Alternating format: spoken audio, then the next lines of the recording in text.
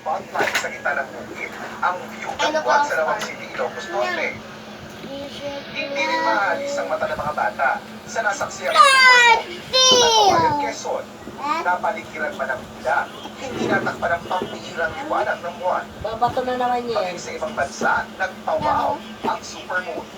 Nagsilbing itong ilaw sa gitna ng disyembro sa Dubai, UAE.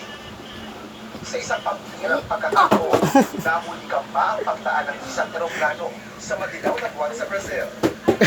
Ayon sa National Aeronautics and Space Administration, nangyayari ang supermoon kapag pinakamalapit ang buwan sa daigdig, kaya nagiging mas malaki ito sa paligid. May tunay ang supermoon kapag mas malaki at mas maliwanag sa isang plano. JP Soriano, nakatutok 24 oras.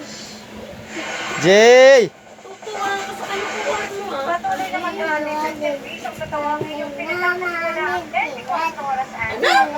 Oo.